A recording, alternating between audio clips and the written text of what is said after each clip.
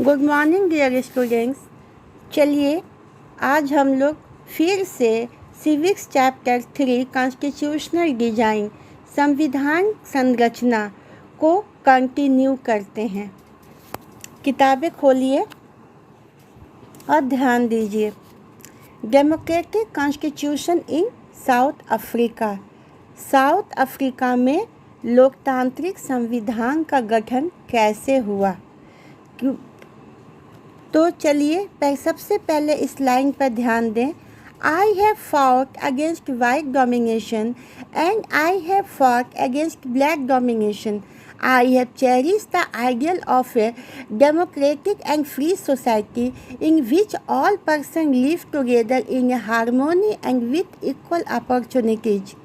It is an ideal which I hope to live for and to achieve, but if needs to be, it is an ideal for which I am prepared to die. ये sentence हैं, किसके द्वारा बोला गया है?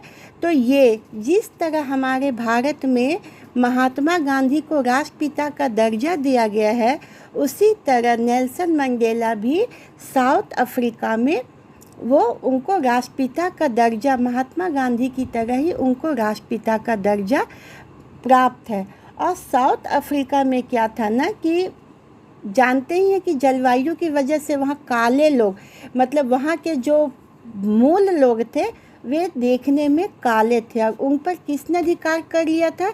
यूरोपीय समुदाय के लोगों ने। वे वहाँ जाके पहले व्यापार के बहाने, जिस तरह हमारे इंडिया में थे, घुसे थे व्यापार के लिए, तो वो भी वहाँ व्यापार किए, तो वे लोग सीधे होते थे। जो साउथ अफ्रीकन्स लोग जो थे वे लोग अपना मतलब कि बहुत ज़्यादा एजुकेटेड नहीं, बहुत ज़्यादा मतलब कि ये नहीं, वो लोग अपने में कबीला बना के, या फिर शहर में जो पढ़े लिखे लोग हैं वो लोग अपने आप में ही मस्त रहते थे, वो सीधे होते थे। तो ये लोग घुल मिल गए थे। उनकी इसी कमजोरी का फ़ायदा उठा करके आपको जो यूरोपीय समुदाय के लोग हैं उन पर आधिपत्य जमा लिया और उनका शासन हो गया। तो नेल्सन मंडेला जो वहाँ के मूल निवासी थे, वो मतलब कि इसके अगेंस्ट फाइट किए। हाँ, जिस तरह हमारे यहाँ स्वतंत्रता संग्राम हुआ था ना, तो उसी अंग्रेज़ों को भगाने के लिए, तो वहाँ गोरे लोगों को वहाँ से हटाने के लिए वहाँ भी क्या हुआ कि लड़ाइयाँ शुरू हुई। लोग आज़ादी चाहते थे, क्योंकि गोरे लोग हैं ना बहुत मतलब उन लोग पर अत्याचार करते थे, जिसके बारे में हम लोग आगे पढ़ेंगे। तो ये जो मैंने अभी ऊपर जो लाइनें पढ़ी, ये नेल्सन मंडेला द्वारा कही गई है, क्योंकि वो बोले कि हम किसके विरुद्ध फाउट कर रहे हैं? तो हम गोरे डोमिनेशन, गोरे समुदाय की जो हम लोग को डोमिनेट करते हैं, जो हम लोग पर दबाव डालते हैं। और I have fought against black domination, और ब्लैक डोमिनेशन भी कि जो उन काले समुदाय जो डोमिनेटिंग हैं, जो दूसरे पर दबाव डालकर शासन करना चाहते, मैं जो गलत कर रहे हैं, मैं उन सब के विरुद्ध फाइट कर रहा हूँ। I have cherish the ideal of a democratic and, वो कैसा चाहते थे? वो चाहते थे एक ऐसा समाज, वो एक ऐसा समाज चाहते कि जहाँ पर सब लोगों को अपनी अभिव्यक्ति की आज़ादी हो, जहाँ लोग अपने विचार प्रकट कर सकें, अपने सुख दुख को प्रकट कर सकें, जहाँ लोग प्रेम के साथ और एक समान अवसरों के साथ रह सकें। ऐसा नहीं कि क्या कहते हैं कि वो स्कूल में सिर्फ गोरे का ही बच्चा पढ़ेगा, कालों के लिए अलग स्कूल हो, ऐसा नहीं, सबको समान अवसर प्राप्त हो हर एक क्षेत्र में। It is an ideal which I hope to live for and to achieve, ये एक ऐसा आदर्श है जिसके लिए मैं जीना चाहता हूँ और इसको प्राप्त करना चाहता हूँ। यदि मैं ऐसा नहीं कर सका तो मैं इसके लिए मतलब इस चीज़ को प्राप्त करने के लिए मरने के लिए भी तैयार हूँ। तो ये जो नेल्सन मंडेला थे, ये मतलब कि ये उनके शब्द थे, वो फाइट कर रहे थे जो गोरे लोग को पसंद नहीं आ रहा था। तो 1964 में वो क्या किए कि जो गोरों की सरकार थी साउथ अफ्रीका में, तो नेल्सन मंडेला और उनके 7 साथियों को अपार्थाइड के विरोध में क्या किए कि उन लोग को काला पानी की सज़ा दे दिए और 28 साल तक वे काला पानी में रहे, रॉबन आइलैंड में। आप पूछेंगे काला पानी क्या? काला पानी है कि देश से बाहर समुद्री टापू जहाँ कोई भी नहीं जा सकता है, चारों तरफ पानी, वहाँ टापू और वहाँ पर जेल। जैसे हमारे यहाँ अंडमान निकोबार में जो भारतीय स्वतंत्रता संग्राम के में जो नेता जैसे वीर सावरकर वगैरह जो नेता थे, उन लोगों को भी काले पानी की सज़ा हुई थी। अंडमान निकोबार आइलैंड आज भी है जहां अब लोग देखने जाते हैं वहां। तो फिर क्या था कि रॉबन आइलैंड में 28 साल तक नेल्सन मंडेला को काले पानी की सज़ा दी गई थी, जेल में बंद कर दिया गया था। फिर भी नेल्सन मंडेला ना झुके और ना टूटे। तो स्ट्रगल अगेंस्ट अपार्थाइड नेक्स्ट आपका टॉपिक है, स्ट्रगल अगेंस्ट अपार्थाइड। आइए देखते कि अपार्थाइड सिस्टम क्या था। तो apartheid was the name of A system of racial discrimination. Apartheid एक ऐसा सिस्टम था जो कि समुदाय में डिस्क्रिमिनेशन मतलब भेदभाव को दर्शाता था।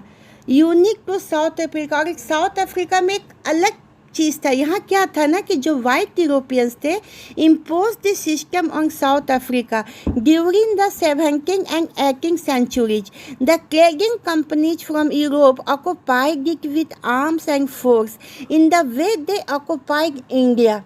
But unlike India, a large number of whites had settled in South Africa and became the local rulers. The system of apartheid divided the people and labeled them on the basis of their skin color. आइए पहले यहाँ तक समझ लें। इस apartheid system क्या था ना कि जिस तरह हमारे इंडिया में यूरोपीय लोग, अंग्रेज़ लोग व्यापार करने आए थे, उसी तरह साउथ अफ्रीका में 17वीं 18वीं शताब्दी में उस सेंचुरीज में जो व्यापार करने के लिए ट्रेडिंग कंपनियां गई थी। और वहाँ देखिए क्या कि ये लोग तो बहुत सीधे साधे हैं, बस वो इंडिया की तरह ही, जिस तरह अंग्रेज़ ने इंडिया पर अधिकार कर लिया उसी तरह उन्होंने भी वहाँ पर क्या किया कि यूरोपीय समुदाय ने वहाँ पर अधिकार कर लिया। मीन्स साउथ अफ्रीका पर किसका अधिकार हो गया? यूरोपियंस का अधिकार हो गया। बट यहाँ पर और ये लोग क्या हुए कि साउथ अफ्रीका में सेटल्ड हो गए और वहाँ के रूलर शासक बन गए। तो द सिस्टम ऑफ अपार्थाइड, ये जो अपार्थाइड सिस्टम है ना, ये लोगों को अलग अलग कर दिया। हाँ, गोरे और कालों के बीच में ज़बरदस्त भेदभाव उत्पन्न कर दिया। वो क्या है कि जो गोरा है ये काला है। तो the native people of South Africa are black in colour. जो वहाँ के मूल निवासी होते थे साउथ अफ्रीका के, वो देखने में क्या होते थे? काले होते थे। They made up about 3/4 of the population. और 2/3 बहुमत किसका था? इन्हीं लोग का था, चूँकि वे वहाँ के मूल निवासी थे तो ज़्यादा तो होंगे ही। और ये जो थे एंग्वे कॉल्ड ब्लैक्स, और इनको ब्लैक्स कहा जाता था। Besides this two groups there were people of mix races who were called coloured. और वहाँ पर कुछ लोग ऐसे थे जो बाहर से गए थे, तो वे न गोरे थे न काले, मतलब दोनों के मिक्स में थे, उन लोग को कलर्ड कहा जाता था। And people who migrated from India, और कुछ लोग वैसे भी वहाँ रहते थे, वहाँ के निवासी थे जो इंडिया से माइग्रेट किए थे, मीन्स इंडिया से वहाँ गए थे व्यापार के लिए, पढ़ाई करने के लिए। The white rulers treated all non whites as inferiors. तो जितने जो यूरोपियंस थे, जो गोरे थे, वो जितने भी, मतलब सिर्फ अफ्रीकन नहीं, इंडियन और दूसरे कलर के लोगों के साथ भी वो क्या करते थे? उन लोग के साथ हीनता के साथ पेश आते थे, उन लोग को मतलब कि हीनता पूर्वक देखते थे। वे उन लोग के साथ बातचीत करना पसंद नहीं करते थे, उनके साथ कोई संबंध रखना पसंद ना करते थे। The non white didn't have voting rights. और जो मतलब दूसरे कलर के लोग थे, जो गोरे नहीं थे, उन लोगों को साउथ अफ्रीका में वहाँ के निवासी होते हुए भी उन लोगों को वोटिंग करने का अधिकार नहीं था। तो the apartheid system was particularly oppressive for the blacks.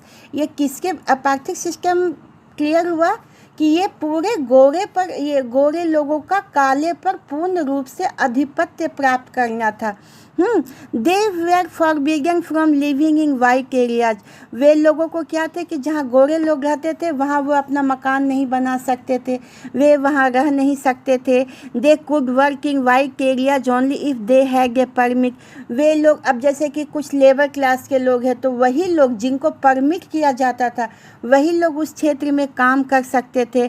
Clinics, buses, taxis, hotels, hospitals, schools and colleges, libraries, cinema halls, theatres, beaches, swimming pool से जितनी भी सारी चीज़ें थी वे क्या थी कि जो भी पब्लिक टॉयलेट्स थे ये जो गोरे और कालों का अलग अलग था।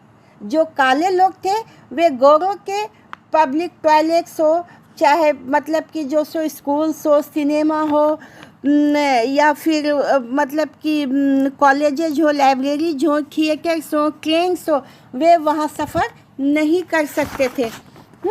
तो फिर क्या है कि this was called segregation. They could not even visit the churches where the white worship. वे उस चर्च में भी नहीं जा सकते थे जहाँ पर यूरोपीय लोग जाते थे। उनके लिए अलग काले और दूसरे लोगों के लिए चर्चेज अलग बने हुए थे।